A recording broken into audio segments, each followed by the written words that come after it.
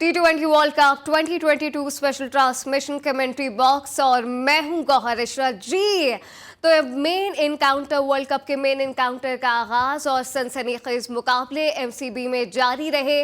आज हमने देखा आज मेन इनकाउंटर के दूसरे मैचेस खेले गए। पहला आयरलैंड और श्रीलंका के दरमियान और श्रीलंका के नाम जीत रही और साथ साथ आयरलैंड को शिकस्त का सामना रहा। लेकिन अगर एक सनसनीखेज मोस्ट अवेटेड मैच की बात करें तो इस तमाम तर चीज़ों पे बात होगी। लेकिन आफ्टर मैच बाबर आजम ने भी कुछ गुफ्तगू की है, आइए आपको दिखाते हैं। After the start you got, it wasn't easy, but a very good recovery. Yeah, definitely. With the new ball, is not easy. Little bit swing and seam help the fast bowler. So we are up to the mark. But later on, when we have after the 10 overs, and then he built the partnership, they cost the match. But after 10 overs, you would have thought that you have a great chance of winning. What was the message to the boys? Yeah, definitely we have a chance, but only we have asked the boys to just believe on yourself and stick to our plans and execute and give you 100%. But again, I give credit to Virat Kohli to his batting very well. Yes, and it must be tough for a captain to make the choices who to bowl in the last 3-4 overs. Definitely. We in the middle we have just decided we take a wicket because that time we need a wicket, so that's why we are utilize our main bowlers. So then maybe Michael said good for India. But in spite of the loss, you'll take a lot of positives out of this game. Definitely we have a lot of positive things and the way Iftikhar playing and Pak Bharat टाकरा most awaited match जिसका सबको बेसब्री से इंतजार था। वो match जिसके लिए कहा जा रहा था शायद वॉश आउट हो जाएगा, लेकिन वॉश आउट तो नहीं हुआ। लेकिन फिर भी क्रिकेट शायकीन के लिए कुछ ज़्यादा अच्छा मैच नहीं रहा। तौसीफ साहब भी हमारे साथ स्टूडियोज़ में मौजूद है, फॉर्मर टेस्ट क्रिकेटर है, किसी तारुफ के मोहताज नहीं, ऑब्वियसली हमारे हीरो है। तौसीफ साहब सबसे पहले तो वेलकम। उम्मीद यही थी, मेरी भरपूर दिल से भी ख्वाहिश, ऑब्वियसली मेरी क्या सभी की यही थी कि शाहीन जीत मैदान में दर्ज कर कर ही बाहर निकले। लेकिन अभी भी आपने बाबर की भी आफ्टर मैच बातें सुनी है, क्या लग रहा है? वैसे तो कॉन्फिडेंट लग रहे हैं, लेकिन क्या कहेंगे?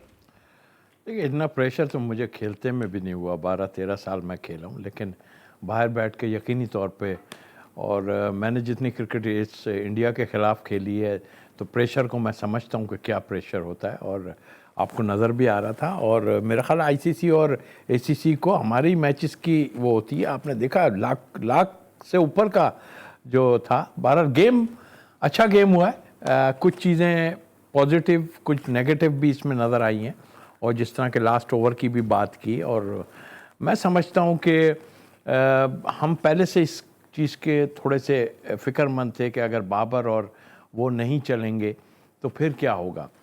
पिच का बिहेवियर सब ने देख लिया। टॉस की बात अगर लोग करते हैं, और जाहिर है कि जी वो टॉस और ये तो एक है, लेकिन ज़रा मुश्किल काम था शुरू के ओवर्स खेलना, और जिसमें रिजवान और वो भी आउट हो गए, बाबर जो हमारे मेन प्लेयर थे। बट मैं क्रेडिट देता हूँ अपने मिडिल ऑर्डर को। मिडिल ऑर्डर में जाहिर इफ्तिखार की बात ना करूँ तो ज़्यादती होगी। ज़बरदस्त बैटिंग की उन्होंने, और एक जो हमें खदशात थे कि मिडिल ऑर्डर हमारा कुछ नहीं किया, उन्होंने काफ़ी अटैक करके और एक अच्छा स्कोर मैं समझता हूँ। और जिस तरह आपने देखा लास्ट तक हम गए हैं, मेरा ख्याल ये लास्ट में हमें मैच हारना नहीं चाहिए था उसके बाद, इसलिए कि ये ज़रूर था कि उनके पास विकेट्स इन हैंड थे, उनके पास 4 विकेट्स गिरे थे, बट ग्रेट कोहली और पांड्या खेल रहे थे साथ। लेकिन एवरेज इतना बढ़ रहा था कि लास्ट ओवर में भी आपने देखा 16 रन चाहिए थे।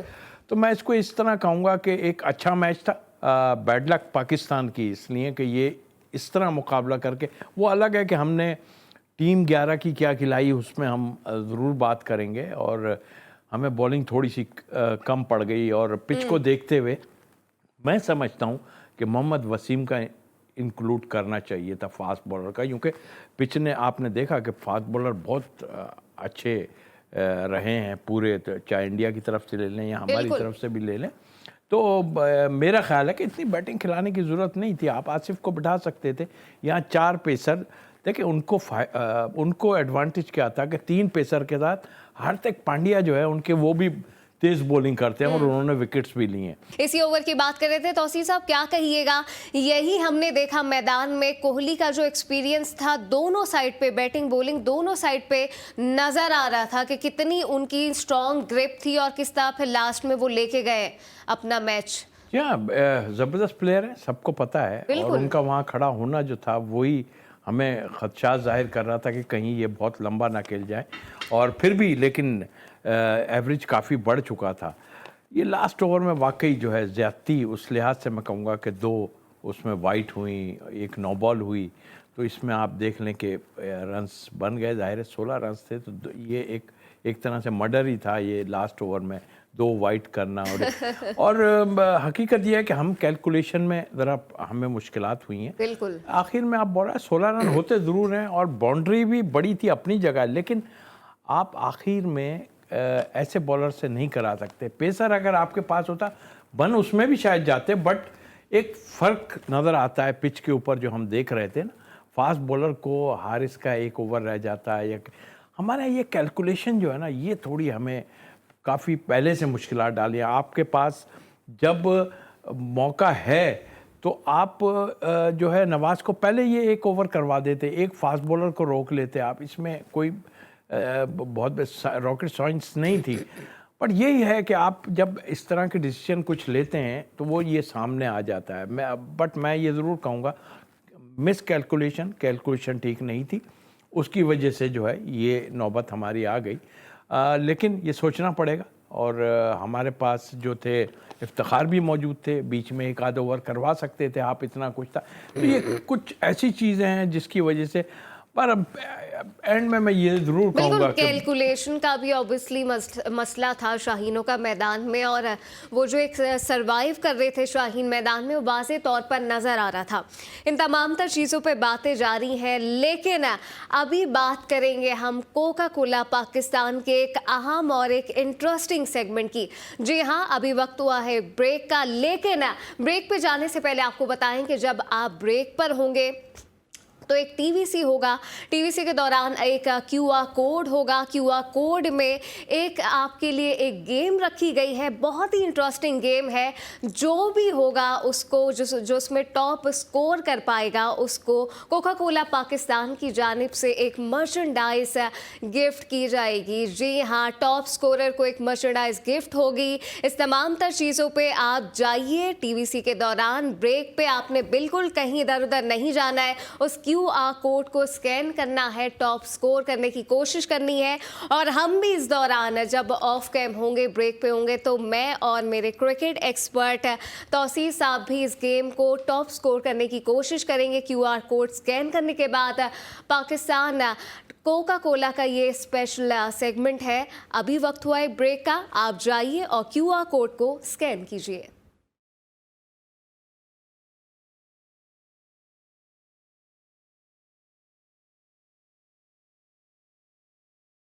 Welcome back. पाक भारत टाकरा, जी हाँ, शाहीनों को रहा शिकस्त का सामना एमसीजी में। इस वक्त ये सिचुएशन रही मैदान में। उम्मीद तो यही थी कि बात करेंगे शाहीनों की जीत की, लेकिन अक्सर सूरत हाल अब कुछ मुख्तलिफ है। और इस तमाम तर सिचुएशन पे बात करने के लिए हमें स्पेशल शो में special guest cricket expert Waheed साहब ने भी हमें ज्वाइन किया है। वही साहब, सबसे पहले तो वेलकम। क्या कहेंगे सर, बड़ा अनएक्सपेक्टेड मैच देखने में आया। ऑल्दो शाहीनों ने लास्ट तक परफॉर्म किया है, हार्ड टाइम दिया है, खेला है, लेकिन हमने प्लानिंग यही की हुई थी कि बस शाहीनों की जो है वो जीत पर बात होने वाली है। देखिए जी, बिल्कुल पाकिस्तान ये मैच जीत सकता था। बाबर आजम को और सकलैन मुश्ताक को मेरी तरफ से साफ सीधी बात मैं करता हूँ, 100 पढ़ने चाहिए। 3 मेजर गलतियां की इन्होंने, आज 3 बड़े ब्लंडर किए हैं। एक तो आपको इस पिच पे एक पेसर खिलाना चाहिए था, एक स्पिनर ड्रॉप करना चाहिए था। दूसरा, आपने जिस वक्त इफ्तिकार और शाद मसूद ने मोमेंटम बना दिया था इनिंग्स का, आपको क्या जरूरत पड़ी थी उस वक्त शादाब को भेजने की बैटिंग करने के लिए? उस वक्त आना चाहिए था आसिफ अली या हैदर को, क्योंकि वो ज्यादा बेहतर उस सिचुएशन में हैंडल कर सकते थे। फिर तीसरा, आपको क्या जरूरत पड़ी थी कि आपने नवाज को लास्ट ओवर दिया, जबकि नवाज को 12वें ओवर में 20 रन पड़ चुके थे। उससे पहले अक्षर पटेल को 19 रन पड़ चुके थे। लेफ्ट आर्म स्पिनर्स का ये दिन नहीं था। आप इफ्तिकार आपके पास एक ऑप्शन था, आप इफ्तिकार से 1-2 ओवर करा सकते थे बीच में जब इंडिया प्रेशर में था, 4 विकेटें गिरी हुई थी। तो ये बाबर साहब की गलती है जिसकी वजह से आज अभी मैच हारे हैं। ठीक है, वो अब हम सब कहें कि जी लास्ट बॉल पे हारे हैं, बड़ा फाइट किया, लेकिन ये मैच जीत सकते थे अगर ये ब्लंडर्स नहीं करते बाबर और सकलैन मिलके। ये ब्लंडर किया इन्होंने आज जिसकी वजह से पाकिस्तान ये मैच हारा है। बिल्कुल शाहीनों ने बहुत बड़ा ब्लंडर किया है, इसमें तो कोई है। लेकिन भाई साहब ये बाबर का क्या मसला देख रहे हैं? आज हमने कोहली को भी देखा, बड़ा ज़बरदस्त गेम चेंजर साबित हुए, इंडिया के लिए बहुत अच्छा खेले, लेकिन बाबर की कौन सी प्रॉब्लम है जो एशिया कप से उनका सर्वाइवल है वो ख़त्म ही नहीं हो पा रहा, और आज फिर ये नतीजा देखा है हमने। देखिए जी, बाबर का मसला सिर्फ ये है कि बाबर है स्टबन आदमी। आपको जब आप तौसीफ भाई बैठे हुए हैं, ये टेस्ट क्रिकेटर है, बहुत क्रिकेटर ने खेली हुई है, इनको पता है कि जब क्रिकेटर्स को कुछ मसले आते हैं तो आपको अपने आप को एडजस्ट करना पड़ता है। मेंटली आपको अपनी पोजीशन भी चेंज करने को तैयार होना चाहिए, आपको थोड़ा सा दूसरों की राय भी एक्सेप्ट करनी चाहिए। बाबर साहब में जो मैं एक चीज देख रहा हूँ, वो वैसे तो बड़े वो सादे सीधे लगते हैं, लेकिन अंदर से वो बहुत ज्यादा स्टबन आदमी है और वो तैयार नहीं है चीजों को एक्सेप्ट करने के लिए। मेरे हिसाब से इस टूर्नामेंट में आप सीधे सीधे शान मसूद से ओपनिंग कराए, रिजवान से करा और बाबर को वन डाउन आना चाहिए। देखिए ना, आज विराट कोहली ने नंबर 3 पे आके मैच जिता दिया ना इंडिया को। ये होती है क्वालिटी बैट्समैन, ये होता है उसको किंग कोहली कहा जाता है। किस लिए कहा जाता है किंग कोहली? उसने आज दिखाया कि प्रेशर में कैसे खेला जाता है। उसने भी शुरू में आज स्लो खेला है, उसका भी एक वक्त में 20 बॉलों पे 11 रन नहीं थे उसके, लेकिन एंड में जब वक्त आया उसने हारिस राउफ जो इतनी अच्छी बॉलिंग कर रहा था, उसको उसने आखिरी 2 बॉलों पे छक्के लगा दिए, जो कि मैच वो गेम चेंजर छक्के थे दोनों के दोनों। वहां से मैच जो है पाकिस्तान के हाथ से गया है। तो मैं समझता हूँ कि बाबर को अगर ऊपर इशू आ रहा है तो उससे रन थोड़ा सा ओपनिंग नहीं हो रही, आप थोड़ा नीचे आ जाओ यार, क्योंकि आपके रन करना बहुत जरूरी है पाकिस्तान के लिए।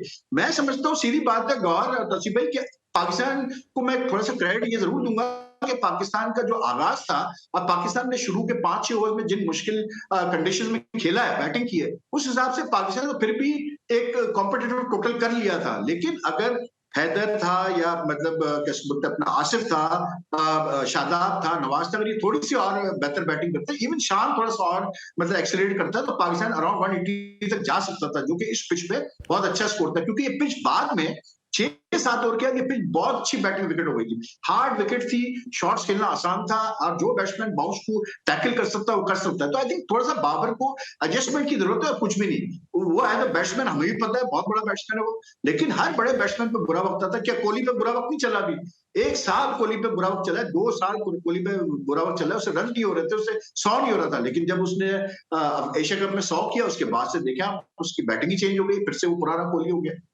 बिल्कुल, एक बात होती है, एक मिसाल है कि जी बड़ा खिलाड़ी जो होता है वो आपको बड़े खेल में ज़रूर परफॉर्मेंस देता हुआ नज़र आता है, लेकिन शाहीनों के लिए शायद मिसालें भी तौसीफ साहब शायद उल्टी पड़ती नज़र आ रही हैं, बिकॉज बाबर परफॉर्म करने को शायद तैयार नहीं है, या जैसे वहीद साहब कह रहे हैं कि वो बहुत ज़्यादा स्टबन उनकी जो नेचर है वो उसका कोई आंसर है। इस पर क्या कहेंगे? वहीद भाई अस्सलाम वालेकुम। वालेकुम सलाम। वहीद भाई ने जितनी बातें की, जाहिर है एक एक्सपीरियंस इंसान है, हम तो खेले हैं, अपनी जगह सारा कुछ है, बट जितनी बातें की, लेकिन इसमें एक बात जो आखिर में उन्होंने ये की कि बाबर को एडजस्ट करना चाहिए। पिछले 1.5 महीने से हम ये बातें कर रहे हैं, आप ही ओपन चले जाना भैया, लेकिन कुछ कॉम्बिनेशन को चेंज करके तो देखो, लेफ्ट राइट का सिलसिला देखो, कुछ इस तरह देखो, आप भाई आप ही जाना।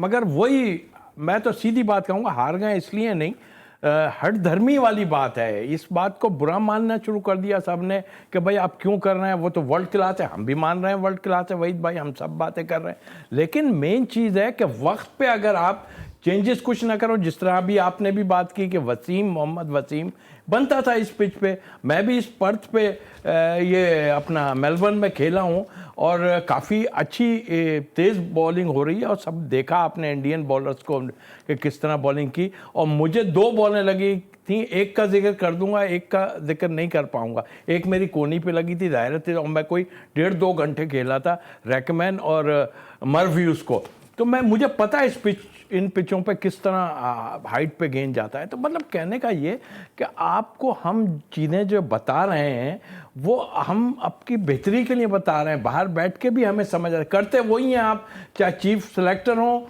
या आप लोगों करते वही हो बाद में, जो हम एनालाइज करने वाले बात कर रहे होते हैं। आपने दोनों पॉइंट सही किए। एक पॉइंट में हैदर अली और शादाब की जो बात की, ओ भाई आप कभी उसको 4 भेज देते हो, कभी 6 भेज देते हो। आज कौन सी जरूरत थी आपको शादाब को भेजने की?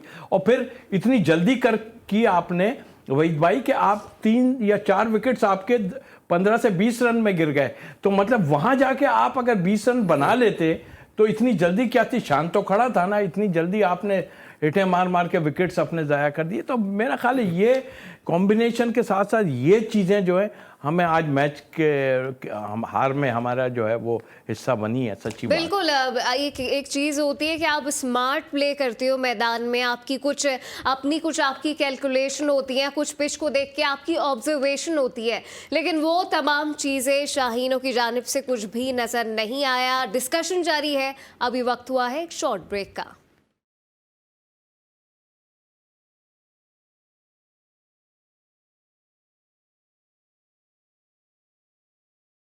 Welcome back. Pak Bharat टाकरा, high voltage टाकरा देखने को मिला। इस तमाम तर चीज़ों पे बातों का अब आगाज़ दोबारा से करते हैं। वही साहब क्या कहिएगा? कहा जाता है बॉलिंग हमारी स्ट्रेंथ है, भारत की बैटिंग स्ट्रेंथ है। आज ओवरऑल शाहीन की परफॉर्मेंस देखें, क्या कहेंगे? गौर, बॉलिंग हमारी स्ट्रेंथ है और इसी वजह से जो है मैच जो है वो आखिरी बॉल तक गया।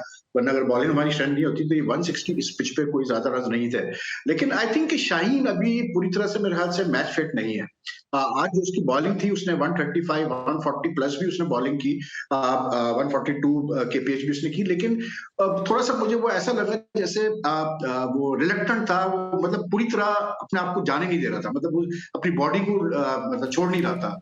ही वाज अ बिट, मुझे ऐसा लगा जैसे वो थोड़ा सा डरा हुआ है कि फिर से कोई नी का मसला ना हो जाए। ये तौसीफ भाई बेहतर बता सकते हैं क्योंकि इंजरीज का जो मसला होता है प्लेयर्स को, और नी इंजरी के बाद खास करके जब प्लेयर्स आते हैं तो उसके बाद काफी उनको एक वो रहता है, डर सा रहता है। तौसीफ भाई क्या लगा आपको शाहीन का आज? वहीद भाई आपने बिल्कुल ठीक कहा, और इतना टाइम इन्होंने छुपा के रखा। सच्ची बात है, अब हम उस पर जाएंगे तो बहुत कुछ देखें कि क्या इंजरी है, किस तरह है, छुपाते रहे। खैर उसको चला चलू के फिर बाद में शोर मचा तो इंग्लैंड भेज दिया सार को। और वहीद भाई आपको भी पता है कि ऑस्ट्रेलिया की पिचेस हार्ड होती है, ग्राउंड थोड़े सॉफ्ट होते हैं, और फिर आपकी नी पे सारा जब जोर पड़ता है तो वो तो मुश्किलात आपको आनी है। फिर आप प्रैक्टिस भी आपने की, 2-2 ओवर करवाएं प्रैक्टिस मैच में। तो मेरे अपने ख्याल से पूरी तरह वो फिट नहीं है जिस तरह बॉलिंग कर रहा था। जाहिर है लेंथ पे तो आदमी फेंक देता है, बट एक जहन में ये ज़रूर होता है कि कहीं इस जगह पे, यूँ कि महीना 1.5 महीने से आप बैठे हुए हैं, आपको अंदाज़ा तो है कि मेरे किस जगह पे पेन हुआ है या किस जगह मेरा ऑपरेट हुआ है या जो कुछ भी हुआ है, तो उससे कॉन्शियस ज़रूर होता है आदमी। और यही चीज़ जो है हमें मेरा ख्याल खेलने लग जाते हैं सिर्फ, बिल्कुल। और सिर्फ कि एक प्रेशर डालना कि जी इंडिया के ऊपर या किसी भी टीम पे प्रेशर है कि शाहीन जो है हमारे लिए, मैं समझता हूं कि बॉलिंग दूसरे भी अच्छे कर रहे थे पीछे, ऐसी कोई बात नहीं थी। पर ठीक है, आपने अगर डाल भी दिया तो इतना इम्पैक्ट छोड़ा नहीं है, मैं समझता हूं वहीद भाई। और वो उसकी वजह वही है कि कहीं मुझे जो एक चीज लगी आज, आप देखिए कि उसकी आज इंस्विंग का चली नहीं। मतलब जो जिसके लिए वो फेमस है कि मतलब जो नई गेंद करता है तो वो बॉल को अंदर लाता है, उसी से वो मुश्किलात पैदा करता है बैट्समैन के लिए, जैसे अरजीत सिंह ने किया, अंदर ला रहा था गेंद। तो वो उसकी जब इंस्विंग करनी चल रही थी, उसका मतलब ये था कि वो बैंड नहीं कर रहा था अपनी बैक को प्रॉपर तरीके से। वहीद भाई बिल्कुल आपने सही, वहीद भाई बिल्कुल आपने सही कहा, और इसी के लिए मशहूर भी है। जैसे कि सिंह की आपने बात की, उसका गेंद अंदर भी आ रहा था और बाहर भी, यही पोजीशन जो थी शाहीन की भी होती थी। और मुझे वही एक जहन में कोई चीज़ है कि उसका गेंद अंदर तो आके ही नहीं दिया, या तो हाफ वाली आगे गिर गया है बॉल, वो जो एक एयर में अंदर आना चाहिए। और जबकि देखिए एक एडवांटेज तो था ना कि रात के टाइम में अंडर लाइट बॉलिंग करेंगे तो बैटिंग करना इतना आसान नहीं होता। और फिर आपकी बॉलिंग ने फिर भी बहुत अच्छा किया शाहीन को हटा के। लेकिन जहां आपने मिस्टेक्स किए हैं वो तो हमने पॉइंट आउट किया है सारा। इनको देखना पड़ेगा आगे आने वाले मैचेस में। ये तो हम कह सकते हैं कि जी फाइट बहुत अच्छी हो गई, सारा कुछ हुआ, लेकिन ये छोटी छोटी चीज़ें मिस्टेक्स हुई हैं, इनको देखना ही पड़ेगा। इसलिए कि आप थ्रू आउट 1-1.5 महीने से आप जो है गलत कर रहे हैं। और आपने जो कहा ना कि लेफ्ट राइट कॉम्बिनेशन, बिल्कुल टीम बिल्कुल इधर उधर हो जाती है बॉलिंग। आपको पता है कि बॉलर की लाइन इधर लेफ्ट हैंडर आता है तो उस पे अलग होती है, और फिर राइट हैंडर आता है तो अलग। तो ये बॉलर के लिए बड़ी मुश्किल होती है बॉलिंग करना। तो आई थिंक मेरा ख्याल ये मिस्टेक्स हैं जिसके नतीजे में आज हमने, चाहे वो लास्ट ओवर किसके हिस्से में आया, हमने वो भी कैलकुलेशन ठीक नहीं की है। अच्छा, ये शाहीन की तो बात, जी जी वही साहब कंटिन्यू कीजिए। नहीं, बस मैं ये कह रहा था गौहर के जो तौसीफ भाई बात कर रहे हैं ना, लेकिन आप ये देखेंगे शाहीन ने शुरू के 3 ओवर में सिर्फ कोई 16 या 17 रन दिए, मतलब उससे रन नहीं दिए ज्यादा, लेकिन एंड में आके लास्ट ओवर में उसको तकरीबन 18-19 रन पड़ गए। लेकिन शाहीन का जो रोल है गौहर टीम में, वो है विकेट लेने वाला। अगर वो आपको विकेट नहीं लेके देगा, क्योंकि जैसे आज जब आखिरी 3 ओवर रह गए थे तो इंडिया ने आज आखिरी 3 ओवर में 50 रन किए पूरे। तो आखिरी 3 ओवर में जो शाहीन का एक ओवर था उसमें अगर एक विकेट भी और आ जाती है हमारे पास तो शायद मैच हमारी तरफ ही आ सकता था। तो आई थिंक थोड़ा सा वो उसको थोड़ा टाइम चाहिए to get back into his rhythm. अच्छा, ये वही साहब, ये नो बॉल की मिस्टेक का क्या सिनेरियो है, इस पे क्या बात चल रही है? ये क्या नो बॉल की मिस्टेक जो नवाज ने कराई है? वेस्ट हाइट थी मेरा ख्याल, वेस्ट हाइट पे बॉल हुआ। वो फुल टॉस थी। एम्पायर ने डिसाइड किया कि जो वेस्ट से ऊपर थी तो एम्पायर ने नो बॉल दिया। उसमें ऐसी कोई चीज नहीं है। लेकिन पहली बात ये कि देखें ना, बात वही आती है कि आप उसको क्यों लास्ट ओवर दे रहे हैं उस बेचारे को, मतलब वो वैसी प्रेशर में आया हुआ है। आपको यार, एक बॉलर जब एक ओवर में 20 रन दे चुका है उसके बाद आप किस तरह से उसको फाइनल ओवर दे सकते हैं? कोई क्रिकेट लॉजिक नहीं है इसके पीछे कि आप एक बॉलर जो 20 रन कंसीड कर चुका है एक ओवर में, आप उसको फिर उठा के ओवर दे रहे हैं, वो भी लास्ट ओवर दे रहे हैं जब उसको 16 रन डिफेंड करना है। लेकिन मैं तो अगर होता मैं तो शायद इफ्तिकार से गैम्बल कर जाता। यस बेहतर होता मेरी नजर। अभी वहीद भाई मैं उसी पे आने वाला था कि देखें, इफ्तिखार आपके साथ खेलता है और कई जगह पे आपको जब भी बॉलिंग दी है उसने बेहतर ही बॉलिंग की है, आप फिर क्यों यूज नहीं करते उसको? समझ से बाहर है। यही शोएब मलिक के साथ था, अच्छे 2 ओवर किए हुए भी थे उसने, फिर भी आप उसको चेंज करके आप आखिर वालों को देखते थे। तो ये चीजें तो बहुत बड़ी मिस्टेक्स हैं, मैं समझ रहा हूँ। नहीं, असल में इसमें मसला ये है कि देखिए, बात ये है कि हमारी टीम बुरी नहीं है, अच्छी टीम है। लेकिन थोड़ा सा मुझे लगता है कि वही मैं फिर से यहाँ रिपीट करूंगा कि ना सिर्फ टीम में, इवन क्रिकेट बोर्ड में एक स्टबर्ननेस का एलिमेंट आ गया है। ये अगर कोई आप कुछ कहें इनको बेहतरी के लिए, ये समझते हैं कि पता नहीं हम क्या मतलब इनके पीछे पड़ेंगे, क्या मसला है। भाई आप अगर अच्छी बात हो रही है आप सुने उसको। अब देखें, रमीज राजा साहब जो चेयरमैन है पाकिस्तान क्रिकेट बोर्ड के, इन्होंने कुछ दिनों पहले एक चैनल में बैठ के अब जनरली मजाक उड़ाया था कोहली का बैठ के वहां पर। जब इन्होंने ये कहा था, जब इनसे बात हो रही थी, इनसे कोई सवाल हुआ कोहली और बाबर का, तो इन्होंने कहा, जब वो सेंचुरी पे सवाल हुआ तो इन्होंने कहा यार वो कोहली की सेंचुरी में भी तो 3 उसको चांसेस मिले, ठीक है। आज उसी कोहली ने आपको काट दिया मैच के अंदर। तो बात यह है कि आप थोड़ा सोच समझ के बोला करें। दूसरा ये है कि अगर कोई सामने से आपको कोई चीज बोल रहा है तो कंसिडर करें उस चीज को कि हाँ, हो सकता है ये बंदा सही बोल रहा हो। मैं समझता हूं कि बाबर रिजवान का जो गोल्डन पीरियड था ओपनिंग पार्टनरशिप का, उनकी जो पैर का, I think that time has gone now, because teams have worked out. टीमों ने अब वर्कआउट कर लिया दोनों। टीमों को पता है इनकी कमजोरी है। देखिए आज रिजवान को जिस तरह आउट किया हरजीत सिंह ने, सेटअप किया उसने उसको भगाया था, मतलब उसने सीधी सीधी गेंद कराता रहा, बार बार एकदम से उससे शॉर्ट पिच में मारी। उसको पता था ये रिफ्लेक्स शॉट खेलेगा और उसने वही किया। उसने रिफ्लेक्स शॉट खेला, फील्डर उन्होंने खड़ा किया हुआ था पीछे कैच लेने के लिए। तो मुझे लगता है कि रिजवान और बाबर की जो ओपनिंग जोड़ी थी उसका शायद गोल्डन पीरियड अब निकल चुका है। अब उसका तरीका ये है कि आप ओपोनेंट को सरप्राइज करने के लिए दूसरा मतलब पैटर्न इस्तेमाल करने की कोशिश करें। हो सकता है उससे फर्क पड़ जाए। आज शान अच्छा खेला है, लेकिन मुझे शान से एक डिसअपॉइंटमेंट ये जरूर थी कि शान ने उस तरह से अपनी इनिंग्स को नहीं बिल्ड किया जैसे उसको करना चाहिए था, क्योंकि वो थोड़ा घबराएगा मुझे लग रहा था। Iftikhar played outstandingly well. Iftikhar ने तो बहुत अच्छा खेला है। उसने जो एक ओवर में उसको अक्षर पटेल को जो उसने रन्स मारे, 3 छक्के मारे, वहां से पाकिस्तान मैच में वापस आया। वरना उधर तक तो पाकिस्तान स्ट्रगल कर रहा था। 14 ओवर में तो पाकिस्तान 100 रन नहीं हो। बिल्कुल वही साहब, ये वही वाली बात है। रिजवान बाबर ठीक है नहीं चले, लेकिन वही वाली बात है कि अब हमें शाहीनों को ये देखना होगा कि वो जो इनकी एक स्टीरियोटाइप, उनकी जो एक स्ट्रेटेजी है जिससे वो बाहर ही नहीं आने पा रहे, वो अब शायद चेंज करने की ज़रूरत है। वही साहब इस पे भी ज़रूर कमेंट कीजिएगा। रिजवान को 8 पर, वो आसिफ अली को 8 पर भेजने की क्या वजह समझते हैं? एक तो आसिफ अली से जो है ना, मैं क्या कहूँ, बस मतलब ये पाकिस्तान क्रिकेट के लिए एक बहुत बड़ा तोहफा है भाई। मैं तो सिर्फ ये कहूँगा कि जिसने इसको डिस्कवर करके सिलेक्ट किया है, तोहफा दिया है पाकिस्तान। यार अब एक हद होती है, देखिए एक लिमिट होती है हर चीज की। ये पाकिस्तान टीम है, बहुत मुझे पता है लोगों को मिर्ची लगने वाली है, बुरा लगेगा, लगे बुरा, लेकिन यार आप मुल्क के लिए खेल रहे हो। आज जिस तरह से वो आउट हुआ है, ये कोई तरीका होता है आउट होने का? मतलब आप 50 से ऊपर T20 इंटरनेशनल खेले हुए हैं, मतलब क्या पाकिस्तान डोमेस्टिक क्रिकेट में इतने मतलब फारिग प्लेयर्स बैठे हुए कि जो आसिफ अली की जगह नहीं खेल सकते? कुछ तो इनको शर्म आनी चाहिए यार, कि मतलब आप कब तक इस तरह प्लेयर्स को खिलाते रहेंगे, मतलब जो कि डिजर्व नहीं करते टीम के अंदर। मतलब एक कितने चांसेस देंगे आप उस आदमी को? उसको आप 4 पे खिला लो, कोई फर्क नहीं पड़ता। उसको आप 5 पे खिला लो, कोई फर्क नहीं पड़ता। उसको आप 6 पे खिला लो, कोई फर्क नहीं पड़ता। एक आदमी ने 50 मैचेस के बाद भी एक उसका 50 नहीं है यार T20 इंटरनेशनल में। ये किस बेसिस पे ये जज करते हैं बैट्समैन को? मैं चीफ बिल्कुल, सेलेक्टर ये साहब से एक पूछता हूँ, समझ मोहम्मद से रफीक बाहर को, है कि कि किस क्या बेसिस पे क्या आप ये जजमेंट चीजें आपकी यार? डिसाइड करते हो छक्के करते हैं। छक्के वहीद भाई, 1-2 छक्के। लास्ट मिनट है, तौसीफ साहब क्या कहेंगे? ये जो हमारे लिए तोहफा है, आसिफ, इस पे क्या कहेंगे आप? बस कुछ जाते जाते। देखिए, एक तो अगर हम पीछे चले जाएं तो हमने तो कोशिश और भी अभी हम अभी मतलब गर्मी आ रही थी तो आप कह रही लास्ट मिनट। हाँ, ये बात आपकी सही है। चले फिर जी, होगी बहुत बस। सारी बातें हैं, बातें तो बरकरार हैं। इस गर्मी को भी कल भी बरकरार रखेंगे। कल इसी वक्त आपको दोबारा ज्वाइन करेंगे, स्पेशल गेस्ट हमारे साथ मौजूद होंगे। अभी के लिए मुझे दीजिए इजाजत, और हमारे स्पेशल गेस्ट वहीद खान और तौसीफ साहब भी हमारे साथ मौजूद स्टूडियोज में। अभी वक्त हुआ है, अब हमें इजाजत दीजिए और आप देखते रहिए GTV।